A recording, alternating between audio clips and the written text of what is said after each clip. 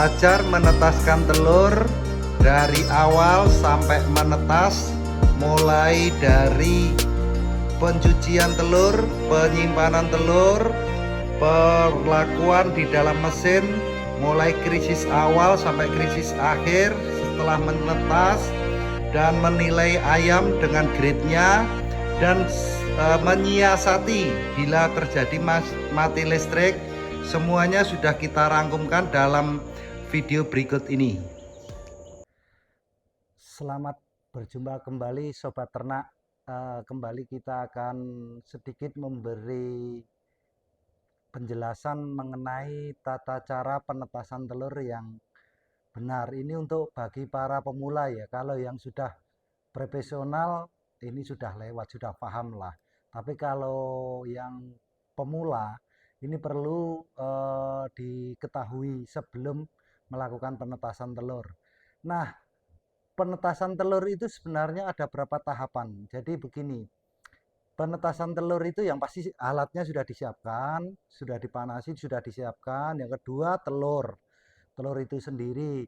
Nah, telur itu yang bagus yang bagaimana nanti ada kita season yang lain untuk membahas telur yang bagus dan yang kurang bagus untuk ditetaskan. Kali ini kita akan sedikit memberi penjelasan tentang cara dari awal kita menetaskan telur pakai mesin penetas telur ya. Nah, di hadapan saya ini kan ini sudah ada alat untuk menetaskan telur, dan di sini juga ada telur. Telur ini sebelum masuk mesin tetas, kalau yang sudah bersih atau yang tidak perlu dibersihkan, kalau ini perlu dibersihkan, ini kita harus bersihkan dulu. Ini telurnya kan kelihatan kotor. Telurnya kelihatan kotor. Nah, bagaimana cara yang benar untuk membersihkan telur ini supaya tidak merusak telur itu sendiri? Di sini saya sudah menyiapkan ini air biasa dulu. Air biasa, biasanya ini air rebusan ini. Air rebusan yang sudah matang karena kita menghindari bakteri kan. Yang satu ini untuk antiseptik. Jadi untuk biasa kita antiseptik. Tapi kalau susah mendapatkan ini bisa menggunakan air campur apa itu pemutih. Untuk pemutih cucian itu apa namanya? Backlin. Bisa salah satunya backlin. Perbandingannya nanti backlin 1 airnya 9, 7 sampai 9. Perbandingannya seperti itu. Nah, bagaimana cara kita mencuci dengan benar? Jadi begini. Ini boleh dicelup dulu. Kita cuci seperti ini. Nah, cuci pakai air yang belum dicampur antiseptik ini supaya kerak-keraknya mudah lepas dulu. Setelah itu kita lap sedikit pakai kain bersih. Kita lap, lalu kita semprot pakai ini. Kita semprot. Nah, setelah itu kita lap lagi. Jangan biarkan basah. Kita lap secukupnya, nggak usah kering-kering banget, penting kita lap. Lalu kita biarkan sebentar dulu. Seperti ini. Nah, posisi waktu nyuci telur itu yang benar bagaimana? Sebenarnya begini. Waktu kita hari ini ngambil telur dari kandang, katakanlah hari ini kita ngambil telur dari kandang. Sesampainya di rumah atau di persiapan, ini sebaiknya dicuci dulu. Dicuci, lalu kalau masih menunggu yang lainnya, kalau di rumah ada kulkas, boleh disimpan di kulkas yang di bagian rak sayur, paling bawah biasanya rak sayur itu.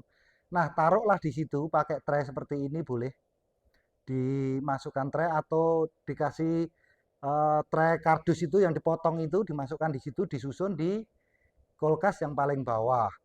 Nah, untuk pengulkasan pendinginan ini tujuannya apa? Tujuannya supaya embrio ini tidak berkembang.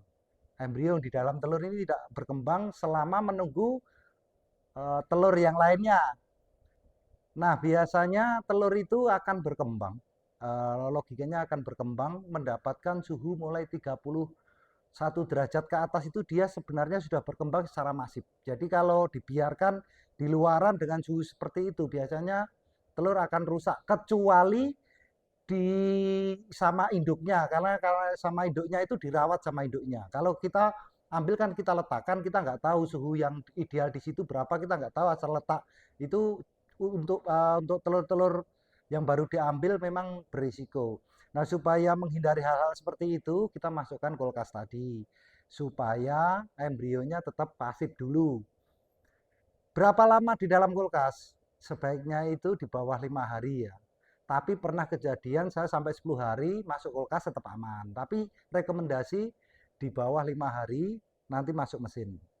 Jadi bukan setelah kita simpan dulu baru masuk mesin baru dicuci ya, bukan ya. Dicuci dulu baru disimpan telurnya. Nah, contoh mengapa kita harus melakukan pencucian telur itu supaya tidak terjadi hal seperti ini. Ini telurnya meledak ya. Ini telurnya meledak.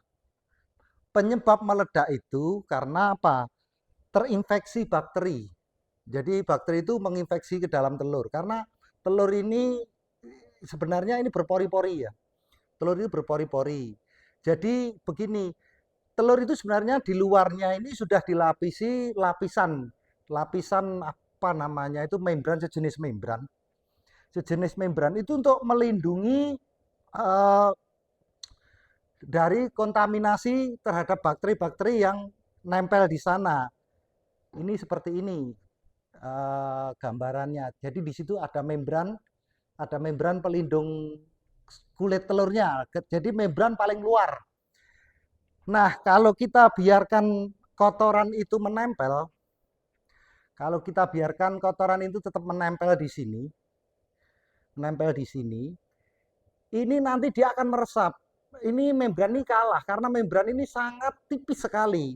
Nah, kalau tumpukan terlalu banyak kotoran, itu bisa menginfeksi ke dalam. Tapi kalau sekedar kecil-kecil gitu masih aman dia. Tapi kalau sudah nempel numpuk gini, bahkan ada terjadi ribuan bakteri di sini protek dia itu kalah. Dia bisa menginfeksi ke dalam. Nah, kalau sudah menginfeksi ke dalam, akibatnya seperti ini. Telur bisa meledak. Karena apa? Terjadi pembusukan dan timbul gas. Akhirnya dia meledak. Tapi kalau tidak terinfeksi dengan bakteri, walaupun dia mati embrio, dia jangka waktu meledak ini lama sekali. Bahkan satu periode menetaskan belum tentu dia meledak. Karena belum terinfeksi bakteri, dia hanya mati embrio di dalam. Tapi kalau sudah terinfeksi, ini bisa cepat terjadi peledakan seperti ini. Karena ada tekanan gas amoniak dari dalam. Nah, ini bisa menular ya ke telur lainnya.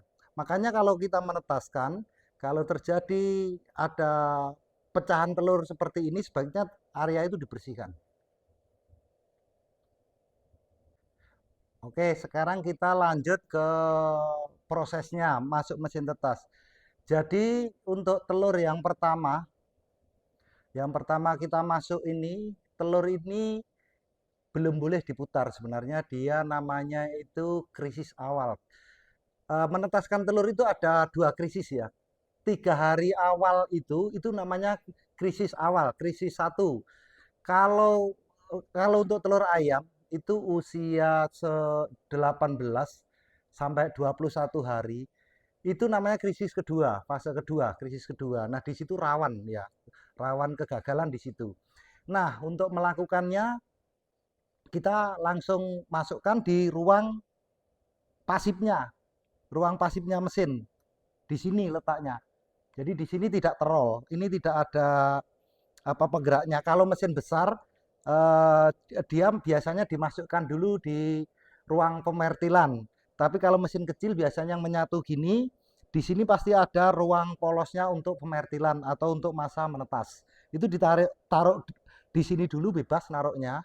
Bebas selama 3-4 hari, nggak usah boleh mesin dibuka boleh. Mesin sewaktu boleh, cuma jangan digoyang-goyang di area sini.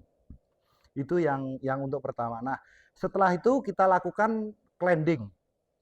Kita teropong pakai peneropong begini, apakah berembrio. Nah, kalau berembrio berarti dia lanjut ke roll. Mesin di rollnya sini selama sampai usia 17 hari, 18 hari, nanti seharusnya dipindah di sini.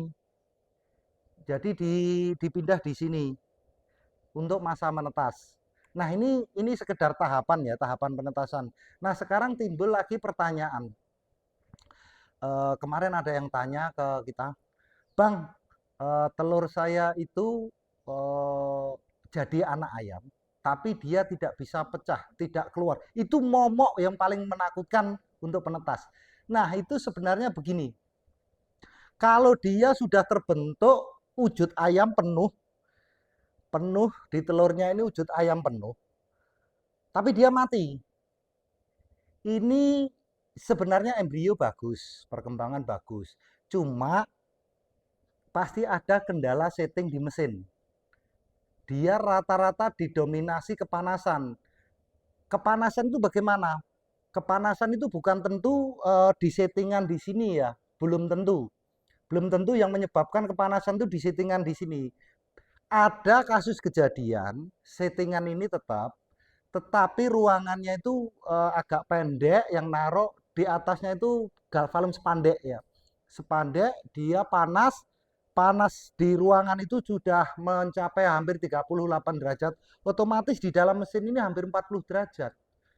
Tetapi kalau malam hari ini drop, karena daerah spandek itu yang dilindungi spandek itu biasanya malam dingin. Nah, itu bisa drop, itu bisa 36, 37. Nah, inilah ketidakstabilan seperti ini yang biasanya menyebabkan gagal tetas. Gagal tetas dalam arti sudah terbentuk ya, terbentuk anakan ayam. Nah, untuk kombinasi yang benar suhu itu berapa, Bang? Nah, begini, suhu itu kalau kita bingung, kita bertanya ke sana kemari tapi nggak dapat jawaban, pakailah termometer kayu seperti ini. Termometer kayu seperti ini, ya.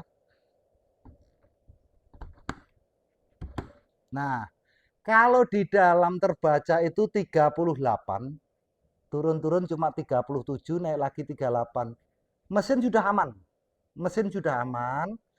Nggak perlu ditaruh sana. Kalau mesinnya itu real, mesin yang punya kualitas, pasti dalamnya sama. Selisih sedikit pasti di area sini itu memang disengaja. Ya kan, di area pasif ini. Ini biasanya temperaturnya lebih rendah 0,5 sampai 1 derajat di sini. Ini sudah dilakukan riset ya untuk perbedaan suhu di sebelah sini. Karena ini untuk menjaga mengantisipasi telur yang baru masuk mesin itu tidak kaget langsung kena hantaman panas splatnya dia. Nah, di samping itu nanti kalau untuk menetas dia tidak over panas. Jadi dia sudah di sini sudah suhunya beda. Nah, untuk kelembapan itu sendiri bagaimana? Kelembapan itu sendiri tercipta karena ada air di situ, ada mesin dipanasin, pasti ada penguapan. Nah, supaya kelembapan itu terjaga stabil, makanya kalau mesin-mesin berbahan tidak menyerap air, mesin seukuran segini, ini satu nampan air, baki air itu sudah cukup. Sudah lebih dari cukup. Kecuali kalau ini tidak standar, banyak bolong-bolong, bahannya ya maaf ya, ini kalau untuk pemula mungkin bikin dari triplek, itu sebaiknya tripleknya dilapisi aluminium foil supaya tidak ada penyerapan kelembapan di situ. Di samping itu nanti kalau terinfeksi bakteri mudah disterilkan. Kalau tidak dilapisi seperti itu nanti masuk pori-pori kayu resiko juga. Jadi untuk masalah kelembapan, kalau mengacunya kepada angka, kalau kita mengacu kepada angka, itu kita lihat dulu termometer yang dipakai, hygrometer yang dipakai. Kalau hygrometernya itu punya sensor sendiri, itu bisa sedikit untuk pertimbangan ya, untuk patokan. Itu untuk telur ayam itu ring di angka 60 sampai tertingginya maksimal 70. Bahkan turun drop sekali tempo di 55 itu masih aman. Tapi tidak stabil terus di angka 50. Itu kering. Nanti bisa jadi risikonya kalau gini, kalau temperatur sudah benar, kelembapan ini kurang, itu nanti akan menetas dini.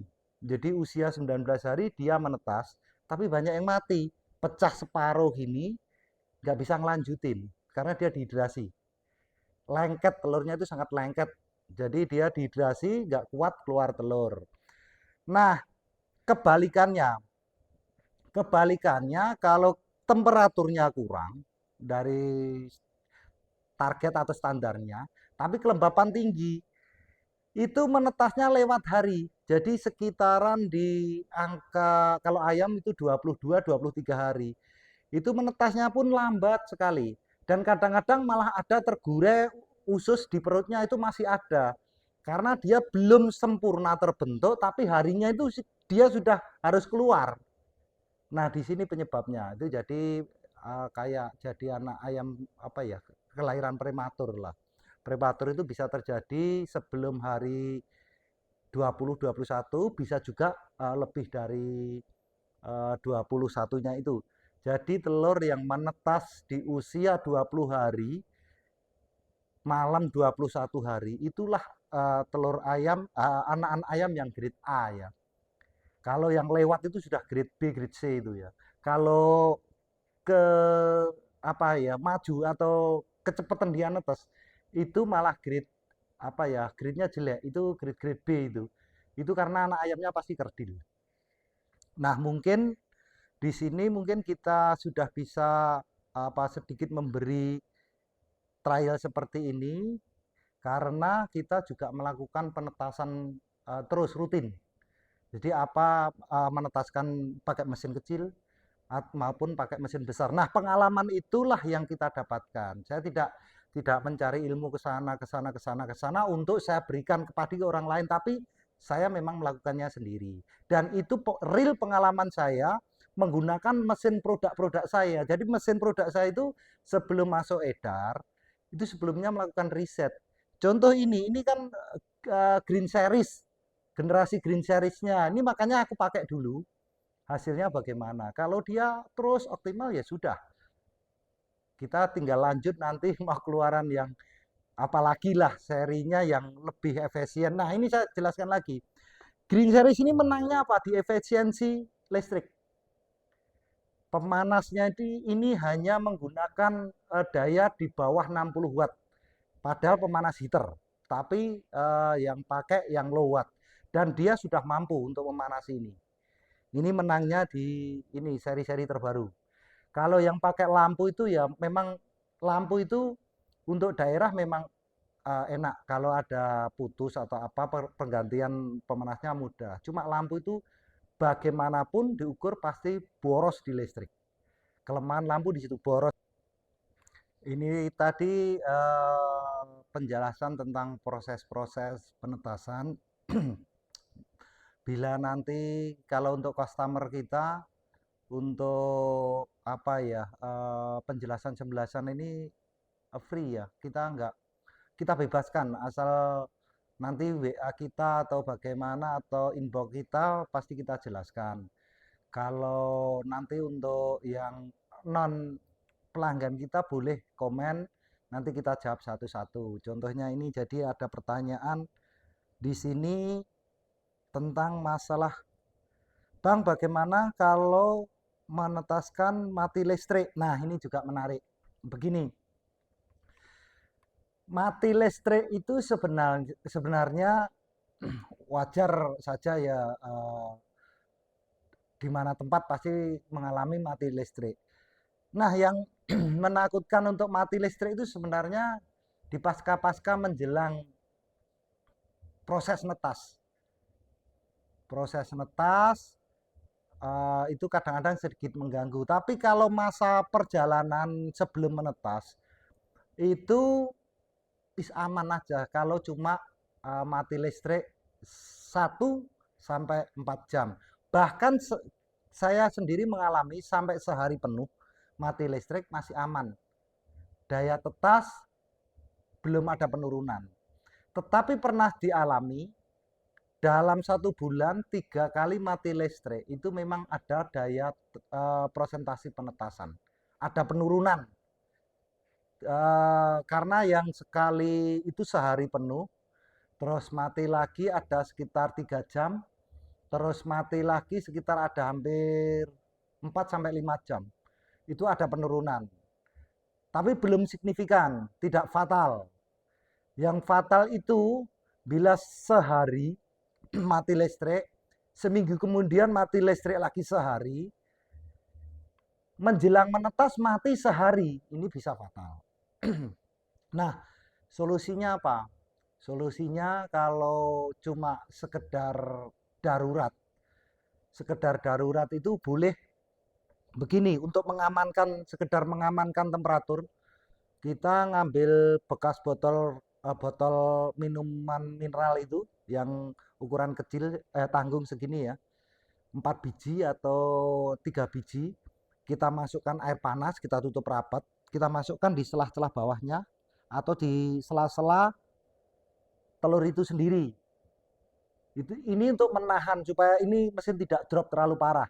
Ini dilakukan bila menjelang menetas saja. Kalau masa-masa sebelum menetas masih usia 14 hari, 15 hari, kalau mati 2 sampai 3 jam biarin enggak apa-apa, masih aman. Itu menurut pengalaman saya pribadi. Jadi masih aman. Saya tidak mengadopsi pengalaman orang lain, saya menyampaikan ini atas pengalaman saya pribadi. Jadi kalau untuk masalah menetaskan terus ada mati listrik itu tidak terlalu panik. Nggak usah terlalu panik. Kalau mesin besar justru mati listrik, kalau telur usia tua itu pintu harus dibuka. Karena panasnya nanti panas telur itu bisa menimbulkan overheat. Jadi karena telur itu kan kalau sudah usia di atas 14 hari dia kan panas, mengeluarkan panas. Nah ini kalau bertumpukan ribuan ini bisa terjadi overheat, makanya perlu dibuka mesinnya. Itu pengalaman yang kita temukan, ya kan seperti itu. Terus untuk apalagi ini pertanyaannya, mungkin itu bisa dipahami ya. Jadi mati listrik kalau sebentar, nggak usah panik, nggak usah cari nyalakan genset dulu atau bagaimana. Ya kalau ada genset, kalau nggak ada malah panik nanti.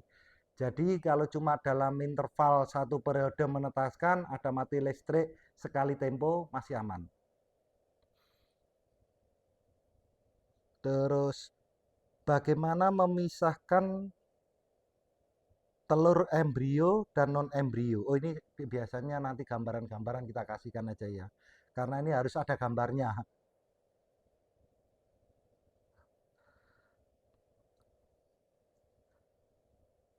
Berapa lama telur harus disimpan di ruang pendingin? Tadi sudah saya katakan ya, itu sekitar ya sebaiknya di bawah 5 hari.